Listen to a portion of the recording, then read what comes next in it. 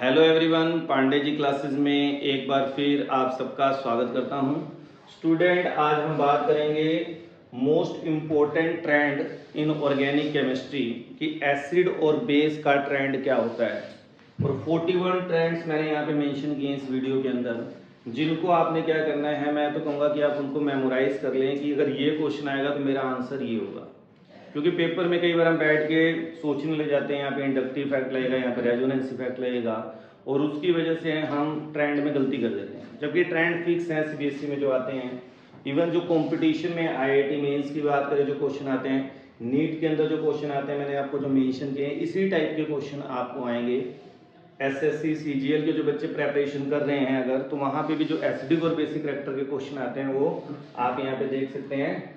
तो इस टाइप के ट्रेंड आते हैं कि भाई बताओ इनमें कौन सा एसिडिक कैरेक्टर किसका ज़्यादा है। इवन जो एनडीए के भी बच्चे इवन तैयारी कर रहे हैं, जो सिंपल एसिडिक और बेसिक कैरेक्टर के क्वेश्चन आते हैं, पहले पेज पे मैंने जो मेंशन कर रखा है, इस टाइप के सिंपल क्वेश्चन उसमें आते हैं, कोई बहुत ज़्यादा डिफिकल्ट नहीं आते। मोस्ट इंपॉर्टेंट बात क्या है जो आपको याद रखनी है मोटी मोटी, कि आपको दो इस इफेक्ट अच्छी तरह थोड़े से आने चाहिए अगर कोई बच्चा समझ के इन टॉपिक्स को कर रहा है।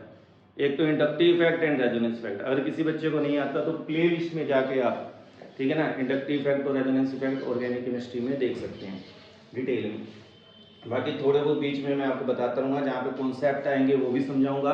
तो एंड तक वीडियो बने रहेंगे। तो मैं कहता हूँ कि बोर्ड में एसिडिक बेसिक किसी भी कोई बोर्ड हो, हरियाणा बोर्ड हो, आईसीएसई बोर्ड हो, ठीक है ना, और इवन आईआईटी मेंस और नीट, इनमें ये क्वेश्चन ट्रेंड आने ही आने हैं। कई क्वेश्चन इसमें अगर आप सर्च करेंगे तो आपको नीट एग्जाम में और आईआईटी मेंस में मिल जाएंगे। ठीक है, अब बात करते हैं सबसे पहला और सिंपल क्वेश्चन कि भाई हम स्टार्ट करते हैं ऑर्गेनिक जीरो लेवल से। तो हमारे पास क्या होता है, एल्केन, एल्कीन, एल्काइन, एल्कोहल और वाटर। मैंने यहाँ पे इनकी के ए की वैल्यू क्या कर दी है स्टूडेंट, मेंशन कर दी है।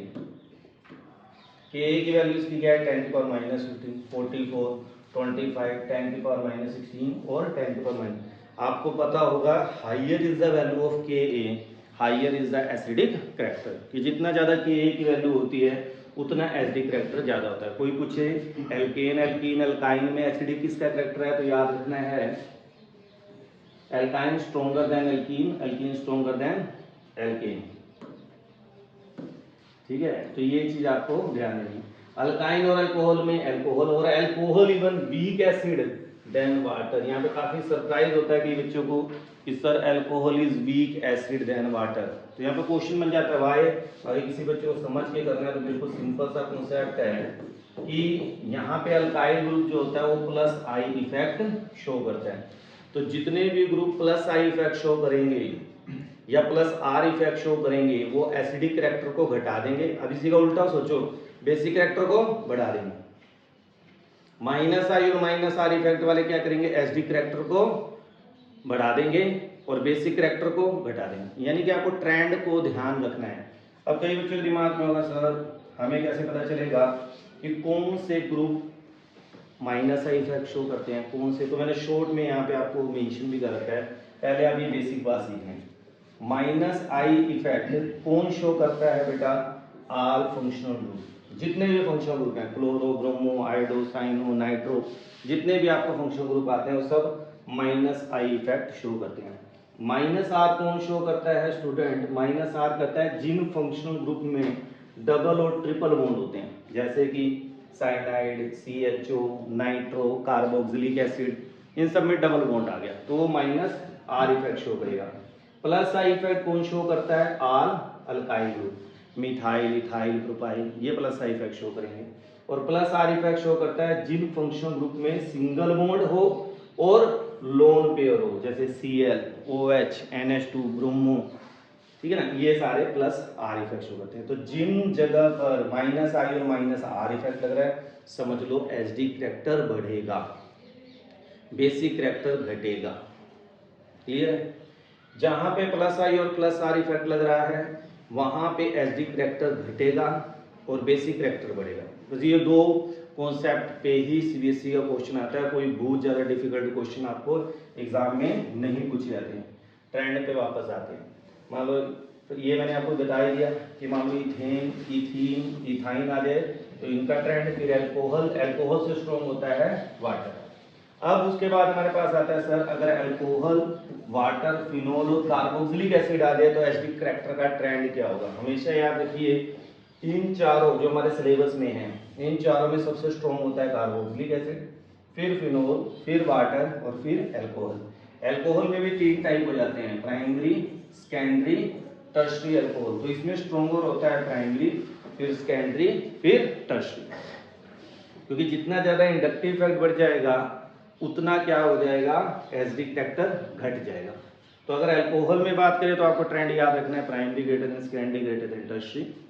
अल्कोहल और वाटर आ गया तो वाटर का अल्कोहल से ज्यादा होगा, वाटर का फिनोल, फिनोल का इनसे ज्यादा होगा अल्कोहल से भी, और कार्बोक्सिलिक एसिड और कोई फिनोल आ गया तो कार्बोक्सिलिक एसिड का ज्यादा होगा फिनोल से। एक एक्सेप्शन है वैसे 2,4,6 ट्राइनाइट्रोफिनोल जो बेंजोइक एसिड से क्या होता है, स्ट्रॉन्गर होता है, क्योंकि यहाँ पे 3 नाइट्रो ग्रुप लग जाते हैं। ठीक है स्टूडेंट, तो ये पॉइंट आपको यहाँ पे समझने वाला है। नेक्स्ट हम बात करते हैं।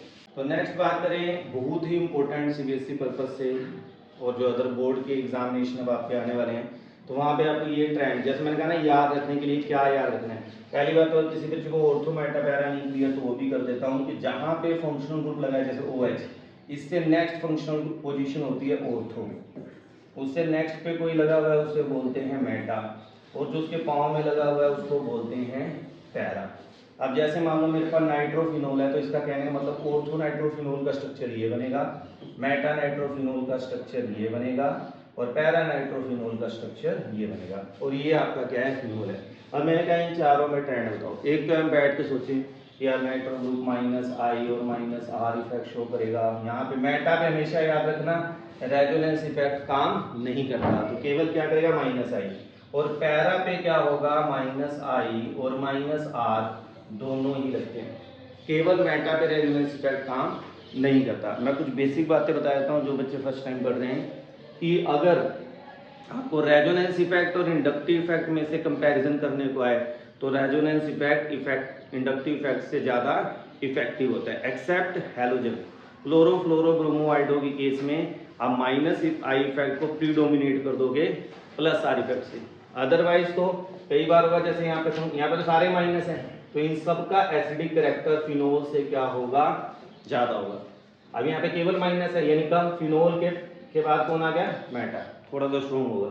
अब इन दोनों में ज़्यादा इफेक्टिव कौन होगा, ऑर्थो पे और पैरा में से याद रखना पैरा पे रेजोनेंस इफेक्ट हमेशा मोर इफेक्टिव होता है देन ऑर्थो, इसलिए पैरा वाला सबसे स्ट्रॉन्ग एसिड होगा, और ये चला गया ऑर्थो। तो ये मैंने आपको समझा दिया। अब किसी बच्चे को लगता है सर, क्योंकि कुछ एवरेज बच्चे हैं उनको लगता है हमारा बेसिक इतना स्ट्रॉन्ग नहीं है और हम इतनी बातें याद नहीं कर सकते, पेपर में सीधे आता है राइट द इंक्रीजिंग ऑर्डर और डिक्रीजिंग ऑर्डर, चाहे कॉम्पिटिशन ले लो, चाहे IIT मेंस की बात कर लो, चाहे नीट की, वहाँ पे रीजन नहीं पूछते, वहाँ कहते हैं इनको अरेंज करो फॉलोइंग को इंक्रीजिंग ऑर्डर या डिक्रीजिंग ऑर्डर। तो आप एक ऑर्डर याद कर लो, या तो उसका इंक्रीजिंग याद कर लो या डिक्रीजिंग याद कर लो। जैसे अगर मुझे याद करना है तो मैं क्या कहूँगा कि अगर नाइट्रो ग्रुप फिनोल के साथ लगा हुआ है POM, फिर फिनोल, यानी para greater than ortho greater than Meta, phenol. अब इसी तरह अगर फिनोल पे, यहाँ तक स्टूडेंट क्लियर है, अब उसमें क्या है, फिनोल आ गया 2 नाइट्रोफिनोल, 2,4 डाइनाइट्रोफिनोल और 2,4,6 ट्राइनाइट्रोफिनोल। जैसे जैसे नाइट्रो ग्रुप बढ़ता जाएगा यानी -I और -R इफेक्ट बढ़ रहा है तो एसिडिक कैरेक्टर क्या हो जाएगा, बढ़ जाएगा। तो सबसे ज्यादा कौन होगा, 2,4,6, उसके बाद 2,4, फिर 2 और फिर केवल सबसे लास्ट में फिनोल। ये एक एक क्वेश्चन सीबीएसई में आए हुए हैं, इंपॉर्टेंट क्वेश्चन। नेक्स्ट क्रिजोल वर्ड आ जाए या फिर आ जाए मिथाइल फिनोल। तो मिथाइल फिनोल का मतलब अब मिथाइल ग्रुप लगा हुआ है फिनोल के रिस्पेक्ट में, ऑर्थो पे ऑर्थो क्रिजोल हो जाएगा, मेटा पे मेटा क्रिजोल हो जाएगा, पैरा पे लगा तो पैरा क्रिजोल हो जाएगा। तो अगर हम बात करें, हमें जो ट्रेंड याद करना है यार, मेटा का एसिडिक कैरेक्टर ज्यादा होगा फिनोल से, फिनोल का ज्यादा होगा ऑर्थो से, और सबसे कम होगा किसका, पैरा पे। मिथोक्सी में भी सेम ट्रेंड है, ठीक है ना। यहाँ पे ये मिथोक्सी के लिए हो गया OCH3 आ गया। तो मिथाइल के केस में क्या होगा, मिथाइल ग्रुप क्योंकि +I इफेक्ट और हाइपर कंजुगेशन इफेक्ट शो करता है, तो इन तीनों का एसिडिक कैरेक्टर कम होगा किससे, फिनोल से। यहाँ पे मेटा, फिर पैरा, फिर ऑर्थो, ये आप याद कर लें। सबसे स्ट्रॉन्ग कौन होगा, फिनोल, फिर मेटा, फिर पैरा, फिर ऑर्थो, ठीक है। मिथोक्सी के केस में आपको बता दिया मैंने, मिथोक्सी केस में अब अगला है मिथोक्सीफिनोल एंड अमीनोफिनोल। कहने का क्या मतलब है कि फिनोल के साथ OH के साथ यहाँ पे एक तो मिथोक्सी आ गया और एक फिनोल के साथ NH2 ग्रुप आ गया, ठीक है ना। अब दोनों ही माइनस आर इफेक्ट शो कर रहे हैं और दोनों ही प्लस आर इफेक्ट शो कर रहे हैं, तो दोनों में तो स्ट्रॉन्ग कौन है? तो जिसका माइनस आई इफेक्ट क्या होगा स्टूडेंट? ज्यादा होगा। तो माइनस आई इफेक्ट किसका ज्यादा है? इसका। क्यों? क्योंकि ऑक्सीजन की इलेक्ट्रोनेगेटिविटी नाइट्रोजन से क्या होती है? ज्यादा। तो याद रखना मिथोक्सीफिनोल ग्रेटर देन अमीनोफिनोल, अगर कभी दो अलग ग्रुप के बीच में आ जाए, ठीक है। यहाँ पे मैंने, अच्छा अगला क्वेश्चन देखते हैं क्लोरोफिनोल। तो क्लोरो के केस में मैंने आपको बताया था बेटा कि इंडक्टिव इफेक्ट प्रीडोमिनेट कर जाएगा रेजोनेंस इफेक्ट को, और इंडक्टिव इफेक्ट जो होता है वो डिपेंड करता है डिस्टेंस के ऊपर, यानी फंक्शनल ग्रुप से कितनी दूर है। तो नजदीक कौन है? ऑर्थो, फिर मेटा, फिर पैरा। सबसे ज्यादा माइनस आई इफेक्ट कहाँ लगेगा? ऑर्थो पे, फिर मेटा पे, फिर पैरा पे। इसलिए आपका स्ट्रॉन्गर एसिड कौन होगा? ऑर्थो, फिर मेटा, फिर पैरा, और लास्ट में आपका क्या आ जाएगा? Phenol. That is the trend in case of chlorophenol, ठीक है। अब आ गया ऑर्थोफिनोल। अगर मान लो ऑर्थो पे ही, अब जो ये अगला कंसेप्ट है उसको थोड़ा सा समझने के लिए मैं आपको एक, मान लो मेरे पास, अब ये कहना ये चाह रहा है कि मान लो फिनोल है, ऑर्थो पे फ्लोरो लगा दिया, ऑर्थो पे मैंने क्या कर दिया? ब्रोमो लगा दिया, ऑर्थो पे आइडो लगा दिया, और ऑर्थो पे ही मैंने कौन सा रह गया? क्लोरो लगा दिया, ठीक है। अब ऑर्थो पे ही है सारे। अब हमें पता है कि इंडक्टिव इफेक्ट की बात करें सबसे ज्यादा किसका है? फ्लोरो का, क्लोरो का, ब्रोमो का, और फिर आइडो का। तो जो होना चाहिए ऑर्डर वो क्या होना चाहिए स्टूडेंट? सबसे पहले ए, फिर आपका बी, फिर आपका सी, और लास्ट में डी। ये हमारा क्या होना चाहिए? ऑर्डर होना चाहिए। मगर जब इसको स्टडी करते हैं तो ऑर्डर थोड़ा सा डिफरेंट है। Fluoro greater than bromo, greater than iodo, और ग्रेटर देन फ्लोरो। अब क्वेश्चन अराइज होता है सर वाई, भाई ऐसा क्यों होता है? तो यहाँ पे हमें समझना चाहिए कि यहाँ पे ऐसा क्या हो गया कि यहाँ पे फ्लोरो पड़ा हुआ है, कौन सी पोजीशन पे? ऑर्थो। तो ऑर्थो पे जब पड़ा हुआ है तो आप सबको पता होगा ऑर्थो पोजीशन पे अगर फोन है तो इंट्रामोलिकुलर हाइड्रोजन बॉन्डिंग होती है OH के साथ। तो यहाँ पे इंट्रामोलिकुलर हाइड्रोजन बॉन्डिंग हो जाएगी, और इंट्रामोलिकुलर हाइड्रोजन बॉन्डिंग होने की वजह से ये फ्लोरीन इस वाले हाइड्रोजन को रिएक्शन में इजीली पार्टिसिपेट नहीं करने देगा। तो यानी ये डिफिकल्टी से हाइड्रोजन प्रोवाइड करेगा OH ग्रुप। तो अगर डिफिकल्टी से प्रोवाइड करेगा तो इसका जो एसिडिक कैरेक्टर है वो क्या हो जाएगा? सबसे डाउन में चला जाएगा। होना क्या चाहिए था? ये सबसे पहले होना चला। तो ये आपके लिए काफी इंपॉर्टेंट था, यहाँ पे एक्सेप्शन करके नोट कर लीजिए।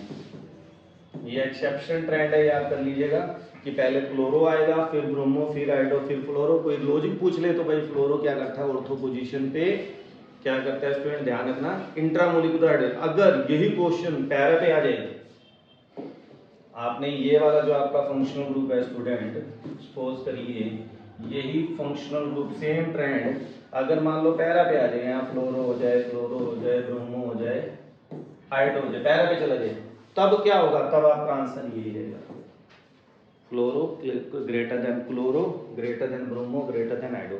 बहुत ही इंपॉर्टेंट पॉइंट है। क्यों होगा ऐसा? क्योंकि अब यहाँ पे इंट्रामोलिकुलर हाइड्रोजन बॉन्डिंग नहीं होगी। तो इस टाइप से आप थोड़ा बहुत समझ के भी चलें और साथ के साथ ट्रेंड को याद करें। अगला जो ट्रेंड आ रहा है स्टूडेंट की फॉर्मिक एसिड, एस्टिक एसिड और प्रोपियोनिक एसिड में से स्ट्रॉन्गर एसिड कौन सा है? तो मैंने भी आपको थोड़ी देर पहले बताया है कि अगर इंडक्टिव इफेक्ट मिथाइल ग्रुप आ गया, यहाँ पे इथाइल ग्रुप आ गया, अब ये क्या शो करेंगे? Plus I effect. और प्लस आई इफेक्ट है तो एसिडिक कैरेक्टर क्या होगा? डिक्रीज। तो सबसे स्ट्रॉन्गर कौन होता है? फॉर्मिक, फिर एसिडिक, और फिर प्रोपियोनिक। इन सब ट्रेंड का पीडीएफ स्टूडेंट आपको डिस्क्रिप्शन में जाके मिल जाएगा। आप डिस्क्रिप्शन से इसकी पीडीएफ डाउनलोड करके उनको मेमोराइज कर सकते हैं कि अगर ये क्वेश्चन आएगा तो इसका आंसर ये होगा। मैं साथ के साथ आपको बेसिक भी समझाता चल रहा हूँ ताकि जो बच्चा समझ के करे तो उसको बिल्कुल क्लैरिटी हो। अब जैसे बात करें हम क्लोरोएस्टिक एसिड, मोस्ट इंपॉर्टेंट, यानी सीबीएसई का अगर मैं सबसे इंपॉर्टेंट क्वेश्चन बोल दूं एसिडिक कैरेक्टर में जो सीबीएसई में आया वो सबसे इंपॉर्टेंट क्वेश्चन 2 से 3 बार रिपीट सेम क्वेश्चन हुआ है सीबीएसई के अंदर कि एसिटिक एसिड और क्लोरोएस्टिक एसिड में स्ट्रॉन्गर एसिड कौन सा है? तो बिल्कुल आसान सा जवाब है क्लोरोएसिटिक एसिड। क्यों है? आप सबको पता है कि क्लोरीन क्या करेगा? Minus I effect. मिथाइल क्या करेगा? Plus I effect. अगर माइनस इफेक्ट है एसिडिक कैरेक्टर बढ़ेगा, प्लस इफेक्ट है एसिडिक कैरेक्टर घटेगा। तो ये सब, और कितना सिंपल है वो कई बार रिपीट हो चुका है। अगले में देख लें, फ्लोरो, क्लोरो, ब्रोमो, आयोडो। अभी आपको बता चुका हूँ इंडक्टिव इफेक्ट सबसे ज़्यादा किसका होता है, फ्लोरो। यहाँ पे कोई इंट्रामोलिकुलर हाइड्रोजन बॉन्डिंग का कॉन्सेप्ट नहीं है, तो आपका ट्रेंड बिल्कुल सिंपल है। अब इसी तरह मान लो ग्रुप बढ़ जाए, जैसे अगले क्वेश्चन में क्या है, यहाँ पे एक Cl है, यहाँ पे 2 क्लोरीन है, यहाँ पे 3 क्लोरीन है। फार्मूला एसिटिक एसिड का ही है, हाइड्रोजन घटा के हमने हैलोजन लगा दिया। जितने ज़्यादा नंबर ऑफ हैलोजन होंगे उतना ज़्यादा माइनस आई इफेक्ट होगा, और उतना वो क्या हो जाएगा, स्ट्रॉन्गर। मेरे ख्याल से हर एक बच्चे को बड़े आराम से ट्रेंड समझ आ गया होगा। कुछ कई बार दिक्कत हो जाती है कि हमारे पास फंक्शनल ग्रुप जो है आ जाते हैं एग्जाम में, कि भाई नाइट्रो भी आ गया और साइनो भी आ गया एसिटिक एसिड के साथ, यानी एसिटिक एसिड के हाइड्रोजन को हटा के मैंने साइनो लगा दिया और H को हटा के मैंने नाइट्रो लगा दिया। अब कहेंगे अब बताओ किसका ज़्यादा इंडक्टिव एसिडिक कैरेक्टर है, तो जिसका माइनस इफेक्ट, जब माइनस आई इफेक्ट नाइट्रो का ज़्यादा है साइनो से, तो nitro acetic acid stronger than cyano acetic acid. इस तरह से हम ट्रेंड को समझ सकते हैं। अगला जो कॉन्सेप्ट है स्टूडेंट जो आपको समझने वाला है वो है डिस्टेंस के ऊपर। किसके ऊपर है, डिस्टेंस के ऊपर। आपने सर मतलब ध्यान से देखिए, ये हमारा फंक्शनल ग्रुप है, यहाँ पे क्लोरो कहाँ पे आ गया, नेक्स्ट कार्बन पे। इस केस में कहाँ चले गया, उससे नेक्स्ट पे। इस केस में कहाँ चले गया, उससे नेक्स्ट पे। तो कहने का मतलब है कि अगर जो फंक्शनल ग्रुप आपका इंडक्टिव इफेक्ट शो कर रहा है वो दूर होता जाएगा तो उसका इफेक्ट भी क्या हो जाएगा, डिक्रीज कर जाएगा। तो सबसे ज़्यादा माइनस का इफेक्ट कहाँ लग रहा है, यहाँ पे माइनस इफेक्ट और कम हो जाएगा, यहाँ पे बिल्कुल कम हो जाएगा। इसलिए सबसे स्ट्रॉन्गर एसिड कौन सा होगा, ये। इस टाइप के क्वेश्चन सीबीएसई में ज़्यादा पूछे जाते हैं। नेक्स्ट हम बात करें ट्रेंड की 15th क्वेश्चन। 15th में क्या है, थोड़ा सा आपको बेसिक ही बता देता हूँ। इनमें जो डिफरेंस है वो केवल कार्बन का है। यहाँ पे जो कार्बन है वो sp हाइब्रिडाइज्ड है, ये कार्बन sp2 है, ये भी sp2 है, और ये वाला कार्बन जो है वो sp3 है। आपको पता होना चाहिए sp2, sp3, sp, इनमें जब हम बात करते हैं इलेक्ट्रोनेगेटिविटी की, तो higher is the s character, higher is the electronegativity. तो sp की इलेक्ट्रोनेगेटिविटी ज्यादा होती है sp2 से, sp2 की ज्यादा होती है sp3 से, इसलिए sd कैरेक्टर क्या होगा सेम। अब इन दोनों में थोड़ा सा कंट्राडिक्शन है, सर दोनों में sp2 है, तो बेंजोइक एसिड का ज्यादा होता है, इस ग्रुप को विनाइल बोलते हैं, विनाइल एसिड से, ठीक है। तो इससे ज्यादा होगा, क्यों होगा, क्योंकि इसके रेजोनेटिंग स्ट्रक्चर इससे क्या बनेंगे, ज्यादा बनेंगे। तो वो आप ट्रेंड याद कर सकते हो। तो यह सिंपल सा ट्रेंड है, याद कर लीजिए, ये आपको अपने दिमाग में रखना है। ये थोड़ा सा हट के एक्सेप्शन है बेटा, सबसे ज्यादा थोड़ा सा ये भी एक्सेप्शनल हो जाता है कि यार बेंजोइक एसिड एसिटिक एसिड से ज्यादा है। चलो मान ली बात, बीच में आ गया फॉर्मिक एसिड, फॉर्मिक और एसिटिक के बीच में बेंजोइक एसिड आ गया। अब सोचने वाली बात क्या थी, या तो हम कह देते भाई पहले फॉर्मिक आएगा फिर ये आएगा, ये लास्ट में जाएगा, ये इसको पहले कर देते हैं, ठीक है ना, ये बीच में आ गया। ऐसा क्यों, क्यों फॉर्मिक में कोई भी इफेक्ट नहीं लग रहा एक तरह से। यहाँ पे जो फिनाइल ग्रुप है बेटा, फिनाइल ग्रुप क्या करता है, माइनस आई इफेक्ट शो करता है, मगर फिनाइल ग्रुप जब बेंजोइक एसिड के साथ आता है तो प्लस आई इफेक्ट भी शो कर रहा है। अगर हम बात करें रेजोनेंस की, तो यहाँ पे ये क्या करता है, इलेक्ट्रॉन दे रहा है, ठीक है। तो ये बीच के ट्रेंड में आता है, मिथाइल ग्रुप भी प्लस आई इफेक्ट शो कर रहा है, तो ये डिक्रीज कर रहा है, मगर उसके कंपैरिजन ये भी दे रहा है, मगर इसके देने की टेंडेंसी कम होगी क्योंकि ये माइनस आई भी करता है फिनाइल ग्रुप, तो इसकी थोड़ी ज्यादा हो जाती है, तो ये वीक हो जाता है। तो आप सिंपली याद कर लेंगे formic acid greater than benzoic acid and benzoic acid greater than acetic acid. अब हम आते हैं बेंजोइक एसिड के, इसमें कॉन्सेप्ट अब थोड़ा सा घूम जाएगा। अब यहाँ पे आपको एक छोटा सा कॉन्सेप्ट और ऐड करना पड़ेगा। फिनोल के केस में बहुत ज़्यादा एक्सेप्शन नहीं है, मगर एसिड के केस में, तो बेंजोइक एसिड के केस में थोड़े से एक्सेप्शन बढ़ जाते हैं। क्यों बढ़ जाते हैं वो मैं आपको बता देता हूँ। यहाँ पे इंट्रोड्यूस होता है concept ortho effect. Benzoic acid के केस में बेटा, मान लो बेंजोइक एसिड है, और एक मैं भी बात करूंगा एनिलीन की, बेसिक कैरेक्टर की बात करूंगा, तो जो कॉन्सेप्ट हम एसिड के याद कर रहे हैं उसी का रिवर्स कर देंगे तो बेसिक कैरेक्टर हो जाता है। तो मान लो जैसे बेंजोइक एसिड है और एक मेरे पास ऑर्थो सब्स्टिट्यूटेड बेंजोइक एसिड है, ऑर्थो सब्स्टिट्यूटेड क्या है, बेंजोइक एसिड है। यहाँ पे कोई ग्रुप लगा हुआ है, कुछ भी एसिड है। अब ये चाहे इलेक्ट्रॉन विड्रॉइंग ग्रुप हो बेटा, ये चाहे इलेक्ट्रॉन रिलीजिंग ग्रुप हो, याद रखना बेंजोइक एसिड केस में ऑर्थो सब्स्टिट्यूटेड चाहे कोई भी फंक्शनल ग्रुप हो उसका एसिडिक कैरेक्टर बेंजोइक एसिड से ज्यादा होगा।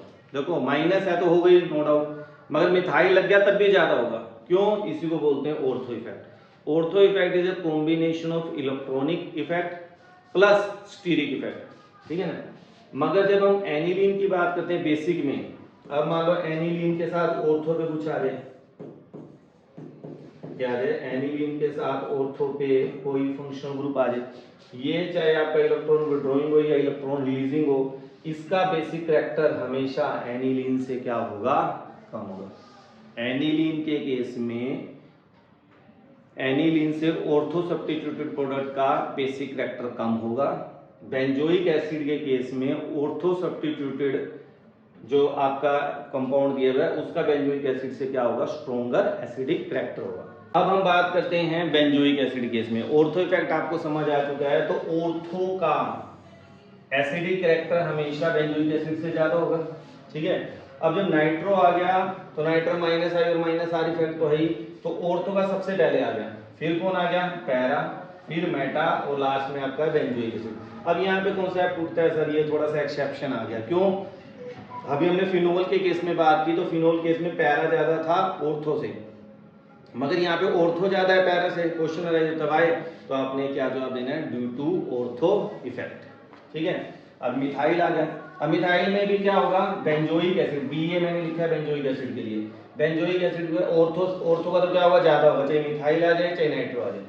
और उसके बाद बात करें मेटा और पैरा में, तो मेटा का कम होता है बेंजोइक एसिड से और पैरा का बिल्कुल कम, क्योंकि पैरा पे प्लस आर इफेक्ट लग रहा है। पैरा पे क्या लग रहा है? Plus R effect. मेटा पे क्या लग रहा है? प्लस आई इफेक्ट, क्योंकि मिथाइल ग्रुप है। तो प्लस आई इफेक्ट और रेजोनेंस इफेक्ट में आपको पता है ज्यादा इफेक्टिव कौन होता है? प्लस। तो जितना ज्यादा प्लस होगा उतना वीक एसिड, जितना ज्यादा माइनस होगा उतना स्ट्रॉन्ग एसिड।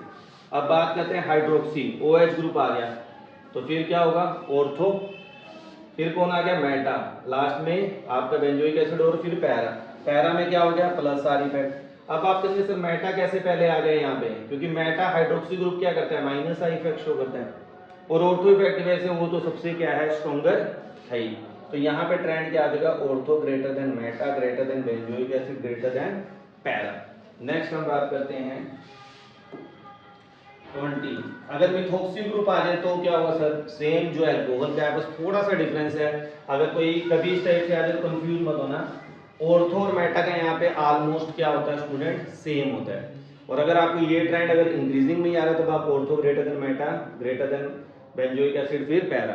क्यों यहाँ पे ये इक्वल का साइन क्यों डाल दिया? क्योंकि यहाँ पे क्या है बेटा? मिथोक्सी ग्रुप है। मिथोक्सी में ऑर्थो इफेक्ट और जो माइनस आई इफेक्ट है इन दोनों का ऑलमोस्ट क्या रहता है? सेम है यहाँ पे। अब आप कहें सर फिर आपने भी थोड़ा सा यहाँ पे कंट्राडिक्शन ये क्वेश्चन के बाद ही क्रिएट होता है कि इस केस में हाइड्रोक्सी में आपने ऑर्थो को ही ज्यादा क्यों कर दिया? क्योंकि हाइड्रोक्सी बेंजोइक एसिड में भी थोड़ा सा कॉन्सेप्ट और आपको सीखना पड़ेगा। देखिए ध्यान से, जो ये कार्बोक्सिलेट एनाइन बन रहा है और यहाँ पे OH, अब OH कौन सी पोजीशन पे है? ऑर्थो पे। ऑर्थो पे क्या लग जाएगा? Ortho effect. ऑर्थो इफेक्ट की वजह से जो ऑर्थो हाइड्रोक्सी बेंजोइक एसिड है वो स्ट्रॉन्गर एसिड हो जाता है। क्यों? क्योंकि ये कार्बोक्सिलेट एनाइन को स्टेबलाइज करता है। जो फैक्टर आपका बेंजोएट आयन को स्टेबलाइज करेगा वो एसिडिक कैरेक्टर को बढ़ा देगा। तो यहाँ पे इंट्रामोलिकुलर हाइड्रोजन बॉन्डिंग की वजह से आपका जो ट्रेंड है हाइड्रोक्सी केस में ऑर्थो ग्रेटर देन हमेशा मेटा रहेगा, यहाँ इक्वल साइन नहीं आएगा, और Meta greater than benzoic acid भी पैरा। मगर जब आप मिथोक्सी के केस में आएंगे, मिथोक्सी में ऑर्थो इफेक्ट नहीं शो कर रहा OCH3, तो वहां पे ये दोनों क्या हो जाते हैं? इक्वल ट्रेंड में आ जाते हैं, ठीक है। नेक्स्ट है अमीनो, यहाँ पे मैंने स्टार डाल रखा है, इसका मतलब क्या है? एक्सेप्शन। अब एक्सेप्शन क्या हो गया? अमीनो ग्रुप क्या है? NH2। NH2 का नेचर क्या होता है? बेसिक। और बेंजोइक एसिड क्या है? आपका एसिडिक, ठीक है ना। तो इसलिए अब यहाँ पे देखिए तीनों क्या हो गया? बेंजोइक एसिड से कम हो गए। यहाँ पे ऑर्थो इफेक्ट आपका वायलेट हो रहा है। क्यों हो रहा है? क्योंकि NH2 का नेचर क्या है? बेसिक। तो आपका ऑर्डर क्या हो जाएगा? बेंजोइक एसिड, फिर मेटा, फिर ऑर्थो, और फिर लास्ट में आपका क्या आ जाएगा? पैरा। नेक्स्ट ट्रेंड को देख लेते हैं स्टूडेंट। 22 पे जो हमारा ट्रेंड है इसमें एक नया ग्रुप दे दिया मैंने आपको, क्या? Sulphonic acid. तो सल्फोनिक एसिड आपको पता है कार्बोक्सिलिक एसिड से स्ट्रॉन्गर एसिड होता है। और लास्ट में फिर फिनोल, और अल्कोहल का तो आपको पता है इससे क्या होता है, वीपी होता है। तो कभी sulphonic acid, benzene sulphonic acid और बेंजोइक एसिड में कोई पूछ ले तो आपको क्या याद रखना है, सल्फोनिक एसिड का ज्यादा होगा। अब ये अगला यहां से स्टार्ट हो रहा है बेटा अमीन। अब क्या स्टार्ट हो रहा है, अमीन, यानी अब हम बेसिक कैरेक्टर की बात करेंगे। इसके ऊपर जितने वेरी इंपॉर्टेंट लगा सकते हो लगा लो, चाहे हरियाणा बोर्ड हो चाहे अदर बोर्ड आईसीएसई बोर्ड है कोई भी, सबसे इंपॉर्टेंट क्वेश्चन बेसिक कैरेक्टर के अंदर इंक्लूड होता है। ठीक है, कि गैसियस फेस में आ जाए लिखा हुआ, वेपर फेस में लिखा आ जाए, या नॉन एक्वस मीडियम लिखा है। पेपर में ध्यान रखना है कि जब भी बेसिक कैरेक्टर का ट्रेंड एलिफेटिक के लिए आएगा तो आपको ध्यान देना है कि एक्वस मीडियम है या नॉन एक्वस है। नॉन एक्वस हो, गैसियस फेस हो या वेपर फेस हो, तो आपको ध्यान रखना है tertiary greater than secondary, secondary greater than primary. यहाँ पे केवल इंडक्टिव इफेक्ट काम करता है, चाहे कोई भी ग्रुप हो, मिथाइल, इथाइल, प्रोपाइल, ब्यूटाइल, कोई भी हो, तो tertiary greater than secondary greater than primary. ये आपको याद रखना है, बहुत ही इंपॉर्टेंट क्वेश्चन है। नेक्स्ट हम बात करें, अगर एक्वस लिखा आ गया तो कॉन्सेप्ट घूम जाएगा। एक्वस में आपको ध्यान देना है बेटा, कि ध्यान देना, अगर एक्वस मीडियम लिखा आ गया तो secondary greater than primary greater than tertiary, और अगली बार मैं लिख रहा हूँ secondary greater than tertiary. Sir अब ये दो कैसे, अब दो डिपेंड कर रहा है मिथाइल के ऊपर। अगर मिथाइल ग्रुप है तो आपको याद रखना है 2 1 3, और अगर इथाइल है या इथाइल के बाद प्रोपाइल आ गया, ब्यूटाइल आ गया, तब आपको याद रखना है 2 3 1। ठीक है ना, ये ट्रेंड आपसे एग्जाम में पूछा जाता है कि इनको इंक्रीजिंग ऑर्डर और डिक्रीजिंग ऑर्डर में अरेंज करो। सबसे ज्यादा एग्जाम में ये क्वेश्चन अमीन के बेसिक कैरेक्टर में पूछा जाता है, तो ये ट्रेंड आप अपने माइंड में फिट कर लें। अब अमीन के केस में बेटा आपको जो ध्यान देना है, अभी हमने जैसे बेंजोइक एसिड के खत्म किए तो हमने कहा कि जितने फंक्शनल ग्रुप -I और -R इफेक्ट हैं एसडी कैरेक्टर को बढ़ाएगा। अब यहाँ पे क्या बोलेंगे कि -I और -R इफेक्ट है तो एसडी बेसिक कैरेक्टर को घटाएगा, +I और +R इफेक्ट है तो एसडी कैरेक्टर को हमने कहा था डिक्रीज करेगा। अमीन के अंदर हमने क्या करना है कि +I और +R इफेक्ट है तो बेसिक कैरेक्टर क्या होगा, इंक्रीज होगा। मगर थोड़ा सा यहाँ पे और रुकने वाली बात है, कई बार कंट्राडिक्शन हो जाती है, जैसे कि इस क्वेश्चन में। अब यहाँ पे ध्यान से देखें तो अल्काइल ग्रुप क्या कर रहा है, +I इफेक्ट शो कर रहा है। अब +I कर रहा है तो नाइट्रोजन पे इलेक्ट्रॉन डेंसिटी क्या कर रहा है, बढ़ा रहा है। जितना इजीली ये इलेक्ट्रॉन देगा उतना स्ट्रॉन्गर बेस है, तो ये क्या सबसे स्ट्रॉन्गर है, अमोनिया से, NH3 से। अब आपको सर ये भी तो +R इफेक्ट शो कर रहा है, तो इसका बेसिक कैरेक्टर ज्यादा होना चाहिए, मगर यहाँ पे +R इफेक्ट कौन शो कर रहा है, खुद NH2 कर रहा है, तो बेसिक कैरेक्टर कम हो जाएगा, क्योंकि जो इसके पास लोन पेयर हैं वो रेजोनेंस में चला गया, और रेजोनेंस में जाने की वजह से नाइट्रोजन पे इलेक्ट्रॉन डेंसिटी अमोनिया NH2 की क्या होगी, डिक्रीज होगी। हाँ, यहाँ पे ऑर्थो पे कोई ग्रुप लगा तो फिर हम देखते हुए क्या है, यहाँ पे NH2। अब यहाँ बड़ा ही इंपॉर्टेंट क्वेश्चन सीबीएसई का आता है कि एलिफेटिक अमीन और एरोमेटिक अमीन में से स्ट्रॉन्गर बेस कौन है, तो याद रखना aliphatic amine is stronger base than aromatic. वो कहेगा क्यों, तो तुम कहोगे एलिफेटिक में +I इफेक्ट लगता है जिसकी वजह से बेसिक कैरेक्टर बढ़ जाता है। एरोमेटिक के अंदर रेजोनेंस इफेक्ट की वजह से जो NH2 के लोन पेयर है वो रेजोनेंस में चले जाते हैं, तो नाइट्रोजन पे इलेक्ट्रॉन डेंसिटी क्या हो जाती है, कम हो जाती है, जिसकी वजह से इसका बेसिक कैरेक्टर क्या हो जाता है, कम हो जाता है। pKb की वैल्यू एनिलीन की ज्यादा होती है, एलिफेटिक से क्वेश्चन आएगा भाई, तो pKb की वैल्यू ज्यादा होने का मतलब है कि उसका बेसिक कैरेक्टर क्या है, कम है। Kb की वैल्यू ज्यादा है तो बेसिक कैरेक्टर ज्यादा है, pKb की वैल्यू ज्यादा है तो बेसिक कैरेक्टर कम है। ठीक है, अब आ जाते हैं अगले क्वेश्चन पे। देखिए सेम वही पैटर्न जो पीछे रहा, यहाँ पे अगर NH2 है तो ये sp3 हाइब्रिडाइज्ड है, डबल बॉन्ड आ गया sp2 और ट्रिपल बॉन्ड आ गया sp। ठीक, तो sp के अंदर आपको पता है कि इलेक्ट्रॉननेगेटिविटी ज्यादा होगी, ठीक है ना, तो यहाँ पे बेसिक कैरेक्टर क्या हो जाएगा, सबसे कम, और यहाँ पे sp3 में क्या हो जाएगा, वहां उल्टा था। उस केस में हमने किया था कि sp का एसिडिक कैरेक्टर ज्यादा है sp2 से, sp2 का ज्यादा है sp3 से। यहाँ पे किसका हो जाएगा, sp3 greater than sp2, sp2 greater than sp। तो ये ट्रेंड आपको क्या करना है, याद करना है। नेक्स्ट देखते हैं स्टूडेंट 27। अब इसमें क्या डिफरेंस है वो देख लेते हैं। एक तो आपका अमोनिया आ गया NH3, एक एनिलीन है, एनिलीन में क्या हो जाएगा आपको पता है, रेजोनेंस में पार्टिसिपेट कर जाएगा NH2 का, तो इसका सबसे क्या हो जाएगा, कम हो गया। ठीक है, अब 2 मिथाइल ग्रुप है, +I इफेक्ट ज्यादा है, यहाँ पे एक ही मिथाइल ग्रुप है, तो सबसे स्ट्रॉन्गर कौन होगा, सेकेंडरी फिर प्राइमरी, फिर अमीन और लास्ट में आपका क्या आ जाएगा एनिलीन। यहाँ पे अगर टर्शरी होता तो टर्शरी इससे भी स्ट्रॉन्गर होता, ठीक है। अब वहाँ पे फिर देखने वाली बात हो जाती है अगर टर्शरी होता कि एक्वस मीडियम है कि नॉन एक्वस मीडियम है, तो वहाँ पे कॉन्सेप्ट थोड़ा सा चेंज हो सकता है, ठीक है ना। ये थोड़ी बहुत बातें आपको ध्यान रखनी पड़ेगी। अब NH2 है और यहाँ पे इथाइल है, तो इथाइल ग्रुप क्या शो करेगा प्लस आई, तो बेसिक कैरेक्टर क्या ज़्यादा, यहाँ पे OH आ गया, OH क्या करेगा माइनस आई, तो कम हो गया।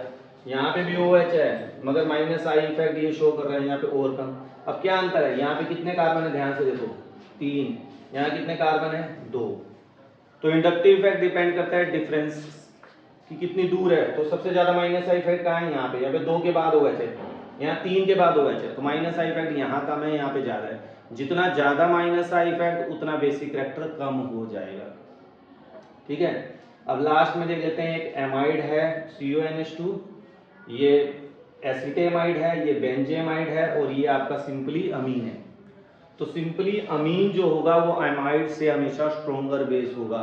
अब क्वेश्चन अराइज होता है वाई, तो यहाँ पे थोड़ा सा हम एडिशनल समझ लेते हैं। जब भी कोई ग्रुप एमाइड आ जाएगा, एमाइड में क्या दिक्कत है, एक एमाइड ग्रुप में NH2 ग्रुप है, एक इथाइल अमीन में NH2 ग्रुप है। थोड़ा सा इसको हम समझ लेते हैं। अब हमें ये देखना है कि नाइट्रोजन के ऊपर इलेक्ट्रॉन डेंसिटी किसमें ज़्यादा है, यहाँ पे ज़्यादा है क्योंकि प्लस का इफेक्ट शो कर रहा है, तो आपके यहाँ पे भी तो NH2 ही है मगर यहाँ के इलेक्ट्रॉन किसमें चले गए रेजोनेंस में, तो रेजोनेंस में जाने की वजह से इसका बेसिक कैरेक्टर क्या हो गया डिक्रीज। तो एमाइड में जो लोन पेयर ऑफ इलेक्ट्रॉन है वो रेजोनेंस में चले जाते हैं जिसकी वजह से उसका बेसिक कैरेक्टर क्या हो जाता है कम। नेक्स्ट देखते हैं नाइट्रोएनिलीन। अब हमारे पास ऑर्थो इफेक्ट जो मैंने आपको समझाया था फिर आ गया। अब मैंने आपको उस टाइम पे बताया था कि ऑर्थो इफेक्ट की वजह से एनिलीन के केस में ऑर्थो सब्स्टिट्यूटेड जो एनिलीन होगा उसका बेसिक कैरेक्टर एनिलीन से कम होगा। और बेंजोइक एसिड के केस में क्या कहा था मैंने कि ऑर्थो सब्स्टिट्यूटेड जो बेंजोइक एसिड हैं उनका एसिडिक कैरेक्टर बेंजोइक एसिड से क्या होगा ज्यादा। यहाँ पे ऑर्थो इफेक्ट फिर काम करेगा। नाइट्रो आ गया तो ऑर्थो इफेक्ट की वजह से सबसे डाउन में चला गया, ठीक है ना। तो आपको याद रखना है एनिलीन, फिर मेटा, फिर पैरा, फिर ऑर्थो। सेम इसी तरह टोल्यूडिन में मिथाइल ग्रुप लग जाता है, ऑर्थो टोल्यूडिन आ गया तो मिथाइल, यहाँ पे मेटा टोल्यूडिन आ गया यहाँ पे, और पैरा आ गया तो कहाँ पे, तो पैरा का ज्यादा होगा देन मेटा, मेटा का ज्यादा होगा एनिलीन। और ऑर्थो इफेक्ट की वजह से ऑक्सीजन क्या हो गया सबसे डाउन में, नहीं तो ऑक्सीजन को पैरा के बाद आना चाहिए था। पैरा पे प्लस आर इफेक्ट सबसे ज्यादा होता है इसलिए स्ट्रॉन्गर बेस है, फिर मेटा, फिर यहाँ पे एनिलीन और फिर बाद में आपका क्या आ गया ऑर्थो।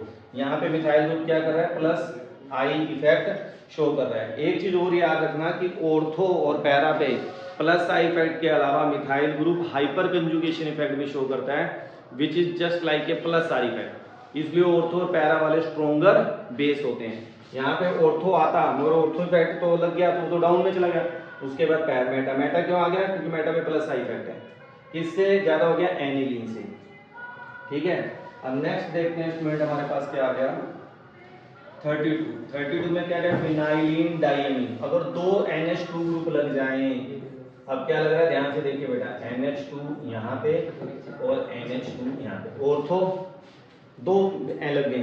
तो अब आपको पता है जब दो ग्रुप लग गए तो इन दोनों का क्या होगा ज्यादा होगा, तो पैरा फिर मेटा एनिलीन, और ऑर्थो इफेक्ट की वजह से ये क्या है सबसे डाउन में, मगर जबकि होना क्या चाहिए था वो एनिलीन से ज्यादा होना चाहिए, मगर ऑर्थो इफेक्ट का। अब हम बात करते हैं क्लोरो की। क्लोरो एनिलीन्स में क्या होता है स्टूडेंट, क्लोरो क्या करता है माइनस आई इफेक्ट शो करता है, तो माइनस आई इफेक्ट की वजह से क्या होगा इसका जो बेसिक कैरेक्टर वो डिक्रीज होना चाहिए, किससे एनिलीन से, इसीलिए तीनों का क्या है डिक्रीज है।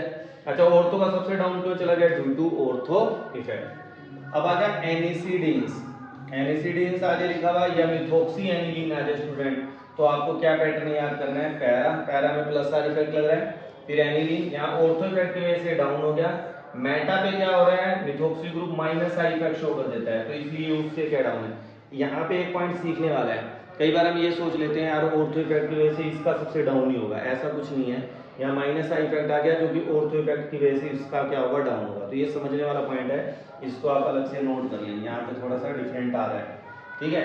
अगले में देखिए मैंने क्या लिखा है वायलेट ऑर्थो इफेक्ट। अगर हाइड्रोक्सी ग्रुप आ जाता है OH तो वायलेट इफेक्ट कर देता है, यानी वायलेट कर देता है ऑर्थो इफेक्ट। ऑर्थो इफेक्ट यहाँ पे काम नहीं करता, क्यों नहीं करता, सेम वही रीजन कि भाई NH2 ग्रुप जो है हमारा यहाँ पे NH2 ऑर्थो पे OH है, तो इसके साथ इसका हाइड्रोजन क्या कर लेता है, इंट्रामोलिकुलर हाइड्रोजन बॉन्डिंग कर लेता है।